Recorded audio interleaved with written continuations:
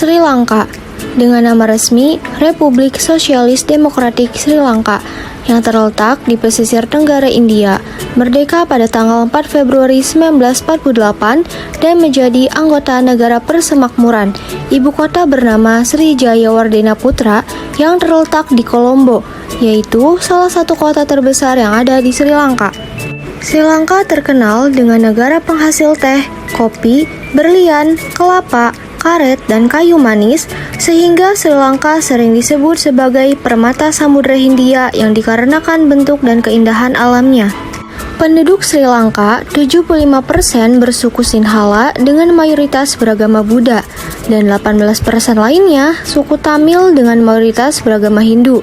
Sri Lanka menggunakan 3 bahasa, yaitu bahasa Sinhala dan Tamil sebagai bahasa resmi dan bahasa Inggris sebagai bahasa persatuan.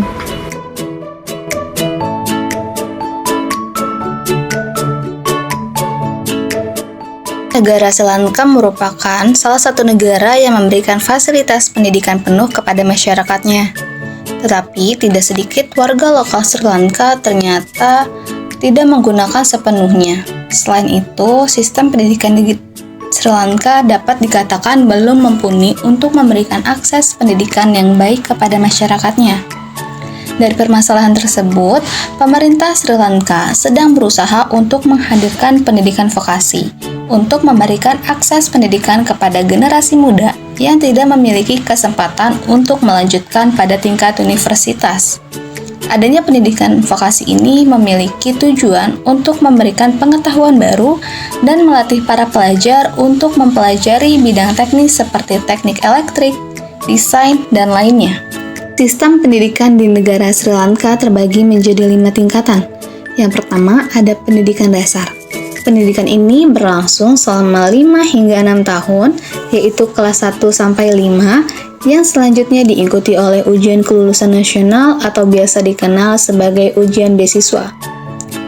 Selanjutnya ada tingkat menengah pertama. Tingkat ini dikenal juga sekolah menengah yang berlangsung selama 4 tahun, yaitu kelas 6 sampai 9. Selanjutnya ada tingkat menengah atas. Pada tingkatan ini berlangsung selama 2 tahun, yaitu kelas 10 hingga 11. Tingkat menengah atas ini merupakan tahapan persiapan untuk sertifikat pendidikan umum tingkat biasa. Selanjutnya ada tingkat college, yaitu merupakan lembaga pendidikan tinggi di negara Sri Lanka yang menawarkan program studi berorientasi pada profesi. Kalau di Indonesia, sama halnya seperti sekolah D3 yang lebih terfokus kepada praktek. Selanjutnya ada tingkat pendidikan tinggi. Ini merupakan tahap akhir dari pembelajaran formal di negara Sri Lanka yang dilakukan setelah pendidikan menengah. Sri Lanka, negara dengan luas sekitar 65.610 km, hanya memiliki 9 provinsi. Struktur pemerintahan Sri Lanka hanya memiliki presiden dan di bawahnya memiliki perdana menteri dengan memiliki satu parlemen yang di dalamnya terdapat 225 anggota. Berbeda dengan Indonesia yang memiliki 3 parlemen, yaitu legislatif, eksekutif, dan yudikatif. Hal tersebut disesuaikan berdasarkan kapasitas, ukuran, serta populasi di Sri Lanka. Dalam hal pemilihan kepala menteri berbeda dengan Indonesia. Jika di Indonesia kepala menteri dipilih oleh presiden, sedangkan di Sri Lanka kepala menteri dipilih oleh rakyat. Urusan kekuasaan pemerintah pusat di Sri Lanka yang tidak diberikan kepada pemerintah daerah, yaitu yang pertama peraturan perundang-undangan, yang kedua urusan pertanahan, dan yang ketiga kebijakan negara.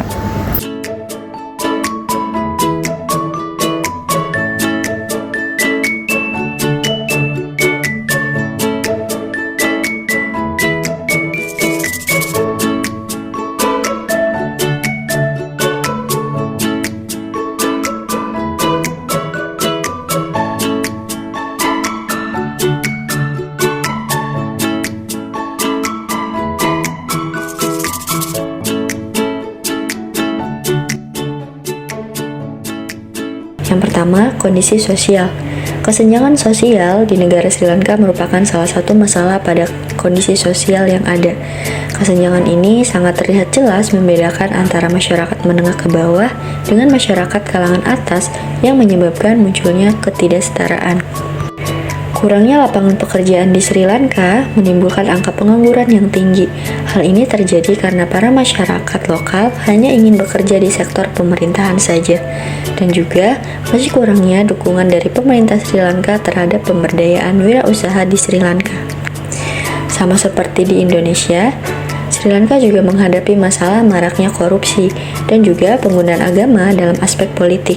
Terdapat 4 agama yang diakui oleh negara Sri Lanka, yaitu Buddha, Hindu, Islam, dan Kristen. Hingga saat ini, penggunaan agama dalam aspek politik masih terjadi khususnya untuk kepentingan pribadi dan juga jabatan. Selanjutnya, kondisi budaya.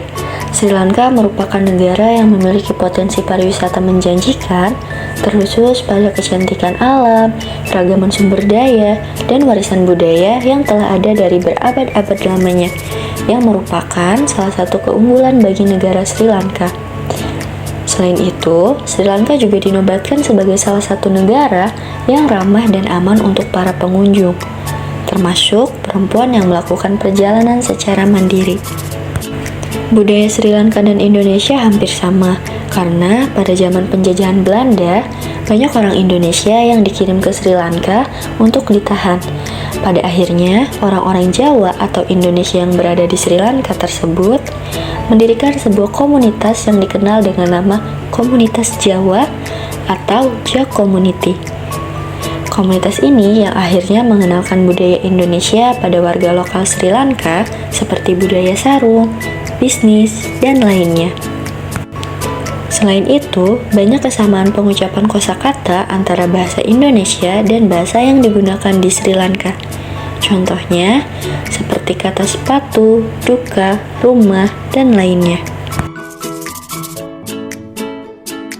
Sistem ekonomi negara Sri Lanka dapat dilihat bahwa Sri Lanka sebagai negara pengekspor teh terbesar kedua di dunia, hingga saat ini produksi teh masih menjadi salah satu pijakan ekonomi negara Sri Lanka. Sri Lanka juga sebagai negara produksi karet dan kelapa yang telah memenuhi 36% dari produksi karet di dunia dan 71% produksi kelapa di dunia.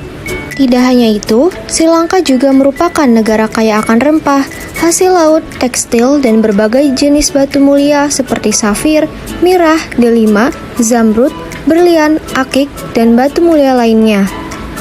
Pada tahun 2022, Sri Lanka sempat mengalami krisis ekonomi yang mengakibatkan inflasi sebesar 73,7%. Krisis ekonomi yang terjadi di Sri Lanka memiliki dampak yang cukup signifikan terhadap kualitas hidup masyarakat Sri Lanka, yang tercermin dari kelangkaan bahan bakar, obat-obatan, hingga pemadaman listrik yang berlangsung selama kurang lebih 15 jam. Sehingga pemerintah menetapkan berbagai kebijakan termasuk pembatasan impor dan memperketat penggunaan mata uang asing. Selama terjadinya krisis ekonomi, sangat berpengaruh pada ketidakstabilan politik di Sri Lanka. Hal ini ditandai dengan beberapa kali terjadi pergantian Perdana Menteri yang disebabkan karena pengunduran diri di tengah protes massa terhadap penanganan pemerintah menghadapi krisis ekonomi yang semakin ricuh. Hubungan bilateral antara Indonesia dan Sri Lanka hingga saat ini berjalan baik.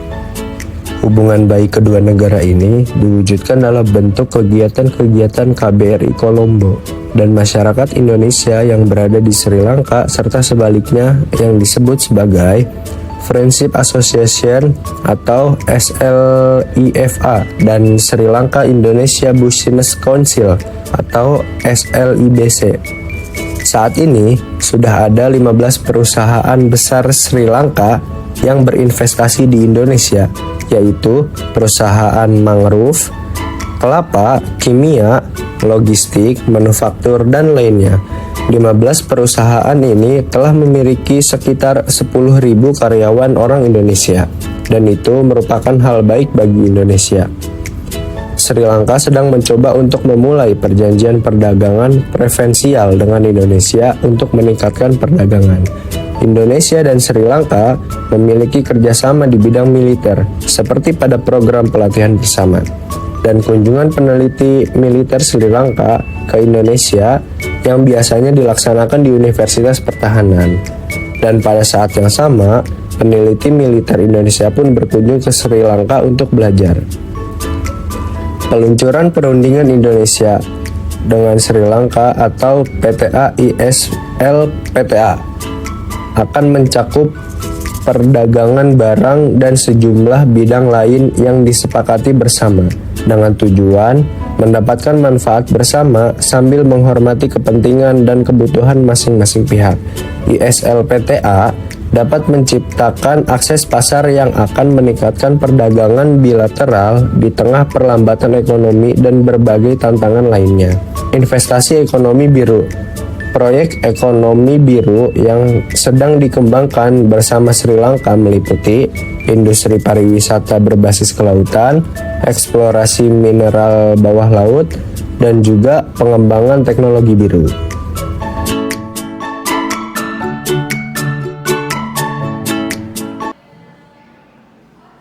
Kemarin kita udah maju ya ke Vietnam. Nah, sampai sekarang itu belum ada balasannya dari kemarin. Gimana kalau kita ganti negara aja? Soalnya kan waktunya udah mepet nih. Ada yang punya saran nggak? Rekomendasi gitu negara mana? Kalau Malaysia gimana? Malaysia udah dapet waktu lain tuh. Oh iya juga ya, kalau kita ke Sri Lanka gimana? Soalnya gue udah ada referensi ke Kating juga sih. Kalau menurut gue oke di Sri Lanka, soalnya yang gue ketahui yang sebelumnya udah gue baca juga, Sri Lanka itu punya sistem pendidikan yang berbeda dengan Indonesia. Kemudian destinasi wisata yang berlimpah gitu, sehingga turis-turis asing dari berbagai macam negara itu banyak mengunjungi Sri Lanka yang belum banyak diketahui oleh masyarakat Indonesia. Oh, boleh juga tuh.